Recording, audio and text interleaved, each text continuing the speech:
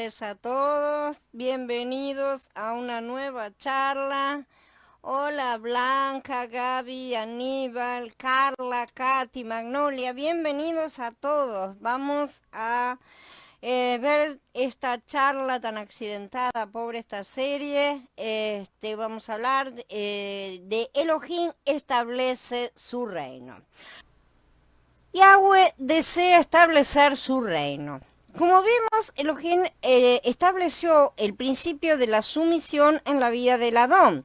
Como resultado, él estableció su autoridad por medio de él. ¿Sí? En este capítulo vamos a ver ahora cómo Elohim establece su reino por medio de la sumisión. Cuando el Adón vino a la tierra, vino con las manos vacías, es decir, no trajo consigo la obediencia. ¿Sí? Él no la tenía ya. Él aprendió la obediencia por medio de los sufrimientos. Eso es lo que está escrito. Y llegó a ser el autor de eterna salvación para todos los que le obedecen. Su obediencia en la tierra, o sea, la obediencia que tuvo como hombre que lo llevó al madero, la aprendió por medio de sus sufrimientos. Por medio de todos ellos, él fue perfeccionado para aprender obediencia. El Adón gozaba de la libertad de estar en la deidad, realmente, pero llegó a ser un hombre, un ser débil, y en tal condición él padeció y cada sufrimiento por el cual él pasó produjo fruto de obediencia. Ninguno de los sufrimientos del Adón logró que él se quejara ni murmurara. No obstante, muchos creyentes al pasar los años no aprendan la obediencia. Aunque sus sufrimientos aumentan, ¿sí? Su obediencia no mejora. Somos bastante rebeldes en ese sentido. Cuando experimentan sufrimientos, profieren palabras de desesperanza, lo cual revela que no han aprendido la obediencia aún. El Adón pasó por muchas clases de sufrimiento, los cuales manifestaron siempre su sumisión. Como consecuencia, llegó a ser el autor de nuestra salvación. Por medio de la obediencia de uno, muchos recibieron la gracia. La obediencia del Adón trajo el reino de Elohim, porque la meta de la redención es el agrandamiento de su reino. ¿Han pensado alguna vez en el daño tan grande que sufrió el universo a causa de la caída de los malajim y del hombre? Nos hemos planteado lo que eso ha tenido como repercusión. Elohim deseaba que los malajim y los hombres aceptaran su autoridad. Sin embargo, ambas criaturas lo rechazaron. No fue posible que Elohim estableciera su autoridad sobre sus criaturas. Sin embargo, él nunca retrajo su autoridad. Él puede retraer su presencia, pero jamás retrae su sistema de autoridad. Donde quiera que se encuentre la autoridad de Elohim, él tendrá una posición prominente. Por un lado, Elohim mantiene su sistema de autoridad y por otro, él establece su reino. Aunque Hasatán se rebeló contra la autoridad de Elohim y aunque el hombre diariamente viola esa autoridad rebelándose contra él, ¿no es cierto? Yahweh no permitirá que esta rebelión continúe y establecerá su propio reino. Las escrituras llaman al reino de Elohim el reino de los cielos, porque la rebelión no se limita a este mundo, como dice Matillá, Mordejai en varios lugares, ¿no es cierto? Ya que los malajim que están en los cielos de la tierra también se rebelaron. Entonces, ¿cómo estableció el Adón su reino? Él lo hizo por medio de la sumisión. Todo lo que el Adón realizó mientras estuvo en la tierra se basó completamente en la sumisión. Nunca hizo nada que se opusiera a la autoridad de Elohim. Todo lo hizo en sumisión y en perfecta cooperación, perdón, con la autoridad de Yahweh. En esta esfera, el Adón estableció el reino de Elohim y ejecutó su autoridad a pleno. La congregación hoy también debe permitir que la autoridad de Elohim opere para que se manifieste su reino por medio de nuestra sumisión. Yahweh desea que la congregación sea su reino. Después de que Adán cayó, Elohim escogió a Noah y a su familia en la época de Noah, ¿no es cierto? Después del diluvio, esta familia también cayó y Elohim escogió a Abraham para que fuera el padre de muchas naciones, ¿no es cierto? El reino de Elohim se edificó a partir de él. Luego, Elohim escogió a Yitzhak y a Jacob y más adelante la descendencia de Jacob sufrió en Egipto. sabemos, y se multiplicó en medio de esos sufrimientos. Elohim entonces envió a Moshe para sacarlos de Mitzrayim con el fin de establecer su reino. Debido a que había algunos rebeldes entre ellos, Elohim los condujo al desierto para enseñarles la obediencia antes de establecer su reino. Esto ya lo hemos estado estudiando en Shemot, también aparece en Devarim. Pero ellos permanecieron en rebelión realmente contra Elohim en el desierto. Como resultado, cayeron en el desierto, ¿no es cierto? A pesar de que la segunda generación entró en la tierra prometida, tampoco estos fueron completamente obedientes, porque no erradicaron a todos los kenanitas como les había sido ordenado. Shaul, su primer rey, no pudo establecer el reino debido a su rebelión. Este primer rey no tenía un corazón conforme al de Elohim. Más adelante David fue escogido y él sí fue sumiso a la autoridad de Yahweh. Pero aún había rebelión dentro del reino. Elohim había determinado que Jerusalén sería la ciudad sobre la cual él pondría su nombre, ¿no es cierto? Pero el pueblo escogió Gabaón y puso allí altares para adorarnos. Por causa de esta rebeldía no existía la realidad del reino, ¿sí? A pesar de que había un rey. Antes de que David fuera establecido como rey, existía un reino, pero sin súbditos. Durante su reinado se tenía el reino y los súbditos, pero el reino carecía de contenido, porque las partes andaban por separado. Por tal motivo, el reino de Elohim no había sido establecido. El Adón vino a la tierra para establecer el reino de Elohim, justamente, y para eso debemos ver que la Besorá consta de dos aspectos, un aspecto individual y un aspecto corporativo. En el aspecto individual, la Besorá da vida eterna a los que creen, ¿no es cierto? Y en el aspecto corporativo, la Besorá llama a las personas al arrepentimiento para que entren en el reino de Elohim. Los ojos de Elohim están puestos en el reino, ese es su objetivo. En la oración que el Adón hace, se habla del reino al comienzo y al final. Él dice, venga tu reino, hágase tu voluntad como en el cielo, así también en la tierra, ¿no es cierto? En Matías 6:10. Y el reino de Elohim es la esfera donde la voluntad de Elohim se realiza sin ningún obstáculo. El cierre de esta oración dice, porque tuyo es el reino, el poder y la gloria por todos los siglos. Entonces, el reino, el poder y la gloria están relacionados entre sí. Gigalut 12 dice, ahora ha venido la salvación, el poder y el reino de nuestro Elohim y la autoridad de su Mashiach. El reino es la esfera donde él ejerce su autoridad. Entonces, si eso es el reino, donde su autoridad es ejercida y es obedecida, evidentemente, ese es el reino. El Adón dijo, porque el reino de Elohim está en medio de ustedes. No dijo en ustedes, sino entre ustedes o en medio de, según las traducciones, ¿no es cierto? Esto indica que el propio Adón Yahshua es el reino de Elohim. Decir que el Adón está en medio de equivale a decir que el reino de Elohim está entre nosotros, porque la autoridad de Elohim se lleva a cabo en él sin ningún obstáculo, justamente. Donde hay 2 o 3 congregados en su nombre, quieren decir que están de acuerdo, eso levanta el reino. El reino de Elohim está en el Adón y también está en la congregación. Entonces, debido a que la vida del Adón fue dada a la congregación, su reino debe propagarse y establecerse por medio de ella. Elohim estableció un reino en los tiempos de Noah, pero solo era un gobierno humano, sí, era una cosa que era temporaria, era solamente para pintar cuadros, no era el reino de Elohim, ya que este comenzó realmente con el Adón Yahshua. Pero cuán pequeña era la esfera de acción de este reino, ¿no es cierto? Pero ahora ese único grano de trigo produjo muchos granos, fue muy pequeño al comienzo, pero es como el grano de mostaza, ¿no es cierto? La semilla de mostaza. Hoy la esfera del reino de Elohim no se limita solamente al Adón Yahshua, sino que se extiende a muchos creyentes. El propósito de Elohim no es solo que seamos la congregación, sino que como tal seamos su reino. A través de nosotros sea levantado su reino. La congregación debe ser la esfera del reino de Elohim, porque sin sumisión no hay autoridad que valga, o sea, se necesitan los súbditos para que haya un rey. Es decir, el reino es el lugar donde él ejerce su autoridad. Por lo tanto, el deseo de Elohim no se limita a ganar terreno en algunas personas, y ya que desea que la congregación en su totalidad esté libre de rebelión. Así que no nos interesan las mega iglesias, las grandes cantidades, sino que lo que él busca son súbditos que se sometan a él, que permitan ser trabajados por el Ruach y que avancen en crecimiento. Entonces debe haber una sumisión y una dependencia total de Elohim para que su autoridad se lleve a cabo perfectamente. De esta manera la autoridad de Elohim se establece entre sus criaturas. Él no desea que el hombre se someta solamente a su autoridad directa, sino también a las autoridades que él delega, y esto lo vamos a estar estudiando. Por eso no nos pide una sumisión a medias, sino una sumisión completa.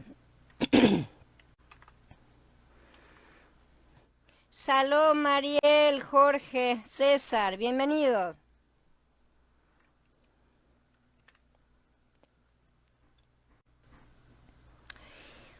El fin de la Besorá no es solo que el hombre crea, sino también que se someta.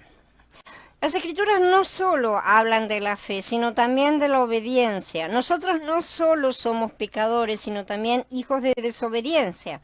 En Romanín 10:16 se hace referencia justamente a obedecer la Besorá. Por lo tanto, creer en la Besorá es obedecerlo a él, para dar retribución a los que rehúsan reconocer a Yahweh y a los que no obedecen la buena noticia de nuestro Adón Yahshua, dice él en Tesalonicenses Bet, en el capítulo 1. Los que no obedecen equivale a decir los que se rebelan directamente, ¿no es cierto? Romanín 2:8 habla de aquellos que no obedecen a la verdad, lo cual también es rebelión.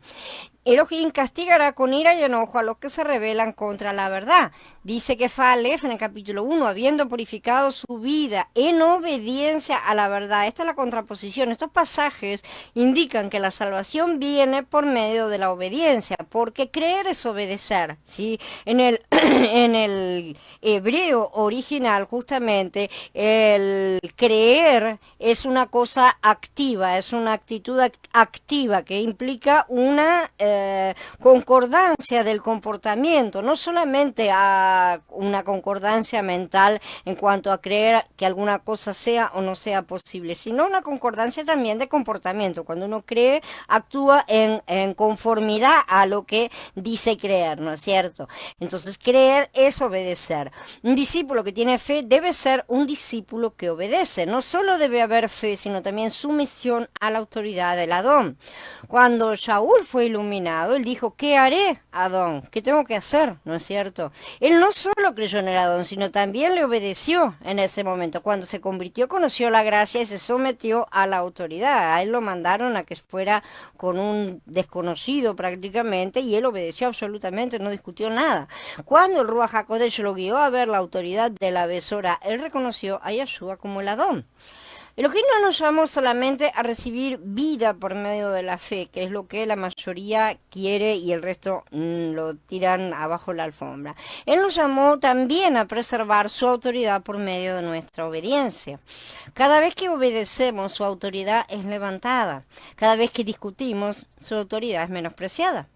El plan de Elohim para nosotros en la congregación es que nos sometamos a su autoridad y a todas las autoridades que él ha establecido.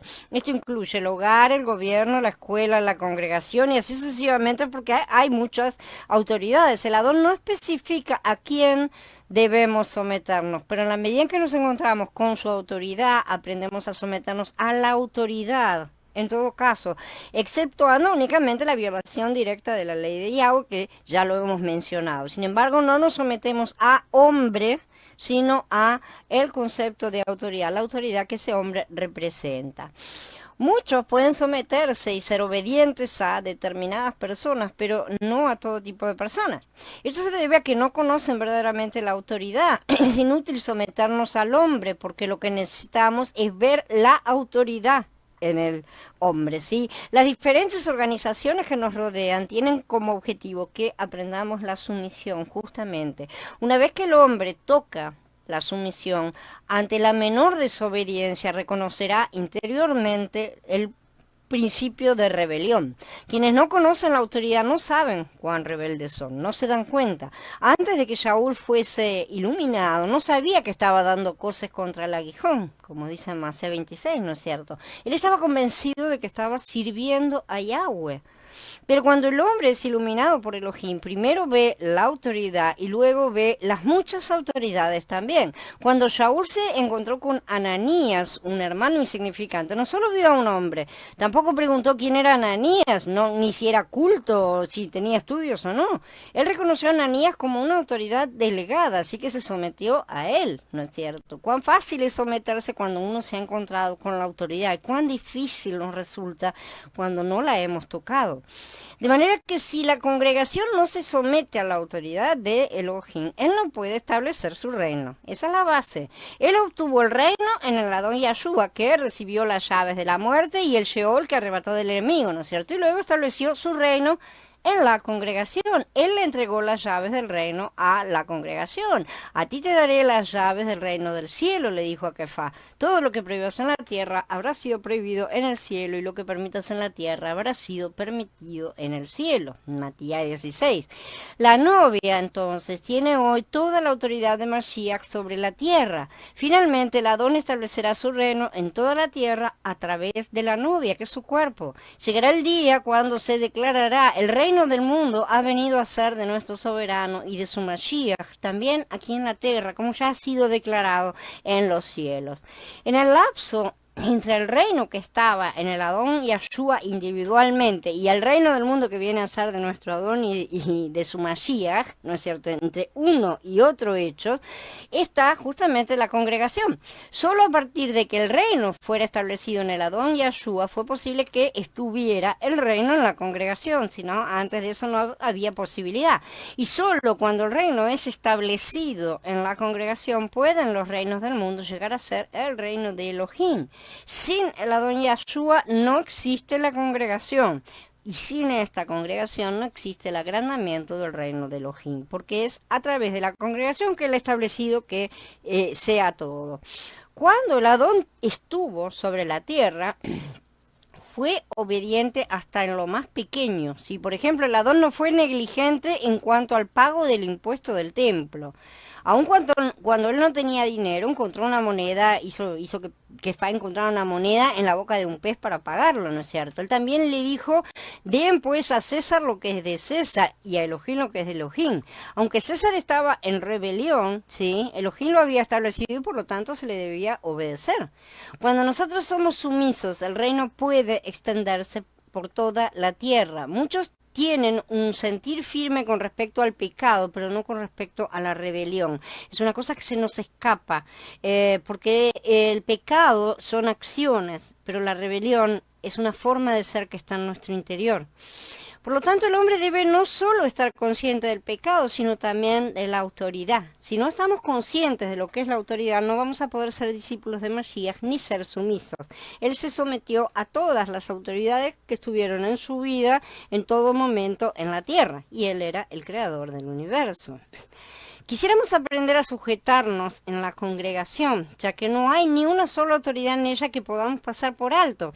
Si las autoridades del mundo han sido todas determinadas por él, tanto buenas como malas, ¿cuánto más las autoridades en su congregación, no es cierto? Y tanto buenas como malas también, ¿sí?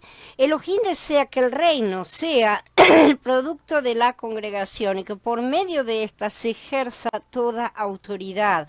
Y por eso la congregación debe ser sometida y humillada. Justamente es un proceso de quebrantamiento para que aprenda a ser como su cabeza, ¿sí? Cuando la congregación sea sumisa, la tierra entera se someterá a la autoridad divina. Pero si la congregación no abre una vía para el reino de Elohim, este no podrá extenderse a las naciones. Por esto la congregación es el camino por el cual puede venir al reino. Y si este no es el caso, la congregación, por el contrario, será un obstáculo para el reino, se convertirá en un obstáculo, obstaculizará las cosas porque le dará el espacio legal al enemigo para tener derecho sobre ese ámbito también. En vez de tener un ámbito dedicado al reino de Yahweh, habrá un espacio más dedicado a Hasatán. En la actualidad, si la congregación no se sujeta a Elohim por alguna dificultad, no se podrá manifestar el reino de Elohim. Cuando los hombres razonan y discuten entre ellos, impiden que venga el reino.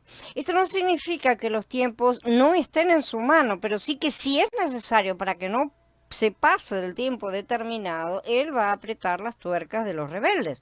Nosotros hemos retrasado a Elohim llevando siempre las cosas al el tiempo límite, en vez de ser reflejos vivos de Mashiach diciendo amén a todo. Debemos deshacernos de toda desobediencia para que Elohim tenga un canal por medio del cual operar. Cuando la congregación se someta a Elohim, las naciones también se someterán. Es por esto que la congregación tiene una responsabilidad tan seria. Cuando la vida de Elohim, su voluntad y sus preceptos son ejecutados en la congregación, viene el reino.